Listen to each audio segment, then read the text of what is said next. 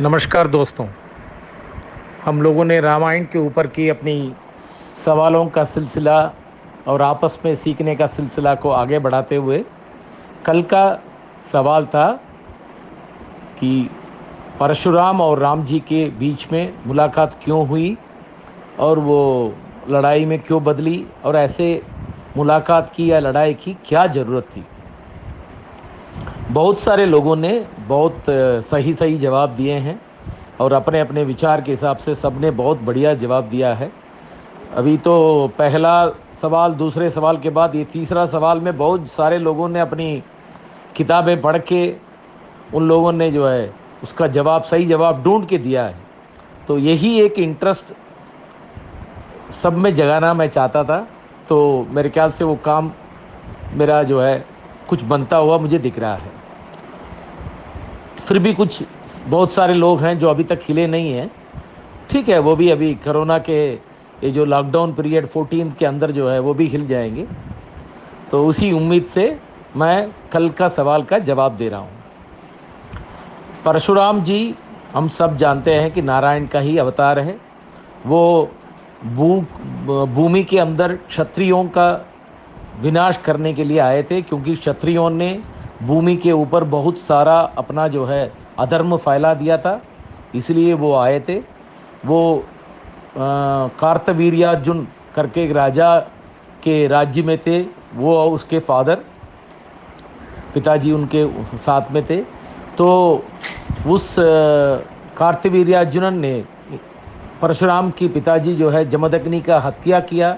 इसीलिए वो परशुराम जी ने शपथ लिया था कि 21 पीढ़ी को, क्षत्रियों को इस भूमि से निकाल के इस भूमि, पूरी भूमि को जीतूंगा, ऐसा उनका प्रतिज्ञा था। तो उस हिसाब से उन्होंने पूरी भूमि को जीता।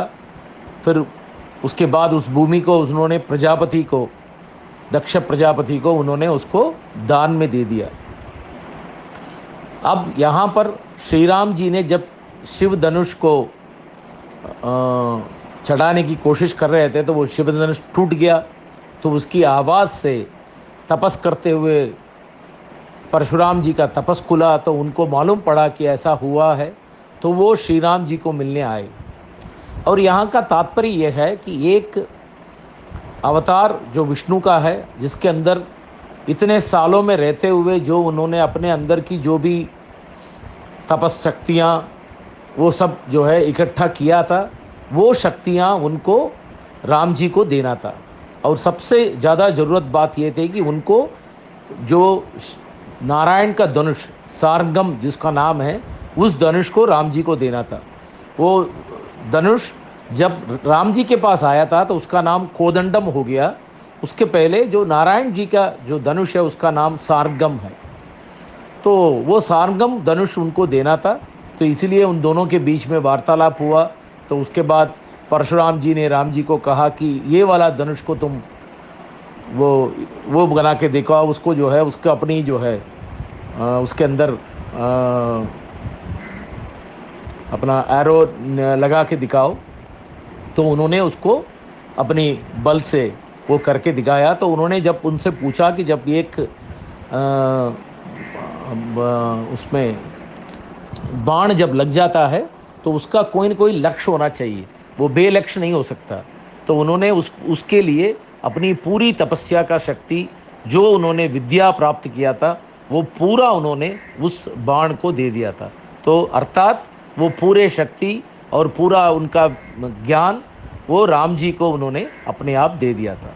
यही एक बहुत बड़ा कारण है इन दोनों के बीच का है। इसके बाद जब उन्होंने दक्ष प्रजापति को ये पूरा पृथ्वी दे दिया था तो वो उसमें रह नहीं सकते थे। तो इसीलिए उन्होंने समुद्र के नीचे दबे हुए जो ज़मीन है उसको ऊपर उठाया और उसमें अपना आश्रम बना के रहने लगे। आज उसी जगह को हम केरला कहते हैं, इसलिए केरला को परशुराम क्षेत्र कहते हैं। और परशुराम चिरंजीवी हैं, वो आज भी केरला में जीवित रहते हैं, ऐसा उन सब का मानना है। इसलिए आप पूरे विश्व में परशुराम जी की जो मंदिर और पूजा, ये सब जो है आप केरला में होते हुए ही देखेंगे। तो इसीलिए यही वो कारण था जो कल का सवाल का जवाब था। दोस्तों, आज का सवाल, हम सब जानते हैं कि दशरथ ने कैकेयी के 2 वर मांगने पर राम को वनवास के लिए भेजा था। तो इसमें मेरा सवाल यह है कि कैकेयी को वो 2 वर दशरथ क्यों दिए, या क्या कारण देने का, और कैकेयी ने 14 साल का एक टाइम पीरियड, एक समय, क्यों राम जी को वनवास जाने के लिए बोला था। वो 20 भी हो सकता था, 25 भी हो सकता था, 5 भी हो सकता था, क्यों ऐसा 14 साल उन्होंने कहा।